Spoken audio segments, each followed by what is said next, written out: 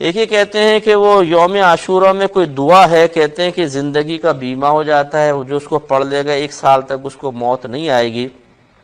تو یہ کیا ہے؟ ہو سکتا ہے کہ یہ کسی بزرگ کی طرف منسوب اس طرح کا کوئی بات ہو اور کسی نے اچھی نیت کے ساتھ اس کو لوگوں کے اندر عام کیا ہو، لیکن ہمارا مشورہ یہ ہے کہ اس قسم کی چیزوں کو لوگوں میں عام نہ کیا جائے، کیونکہ یہ ظاہری طور پر جو ہے یہ مضامین قرآن و حدیث کی تعلیمات سے مطلب متصادم سے نظر آتے ہیں۔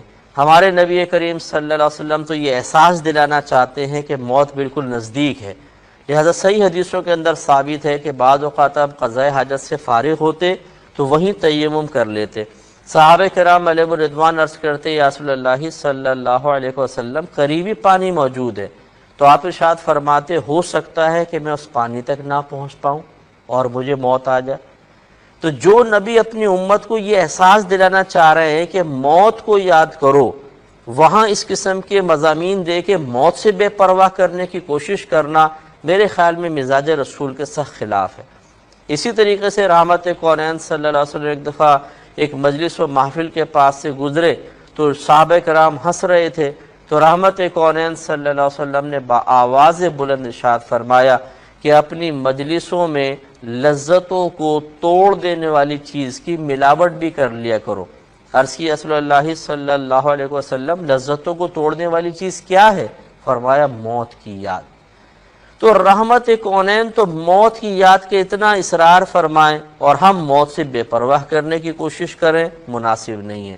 ایسی میری والدہ سیدہ عائشہ صدیقہ رضی اللہ تعالی عنہا نے سرکار کی بارگاہ میں عرض کی رسول اللہ صلی اللہ علیہ وسلم کیا کوئی ایسا شخص بھی ہے جو کفار سے لڑے بغیر بھی مقام شہادت حاصل کر لے؟ آپ نے فرمایا کہ ہاں، جو دن میں 20 مرتبہ اپنی موت کو یاد کرے۔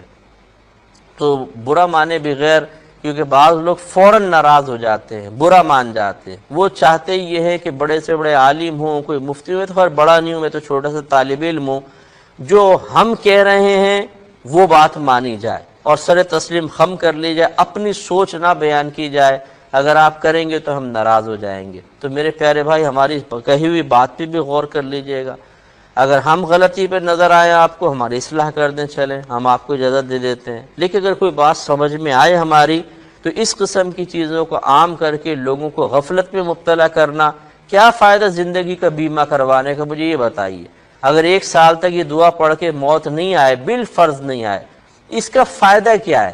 اس میں کون سا ثواب کا پہلو ہے؟ اس میں کون سے بلندی درجات کا پہلو ہے؟ نقصان کا پہلو میں نے بتا دیا۔ لوگ تو ویسے اپنی موت سے غافل ہیں، طول عمل کا پہلے شکار ہے، لمبی لمبی امیدیں باندھی ہوئی ہیں، اس میں آپ یہ اور دعا پکڑا دیں ہاتھ میں کہ لیجیے پڑھ لیجیے، سال بھر تک مرو گے نہیں، وہ اور کہے گا چلو ٹھیک ہے وہ مریں گے نہیں، پڑھ کے دعا اور گناہ کرے گا کہ جی اب سال بھر تک تو مرنا نہیں، آخر میں توبہ کر لیں گے۔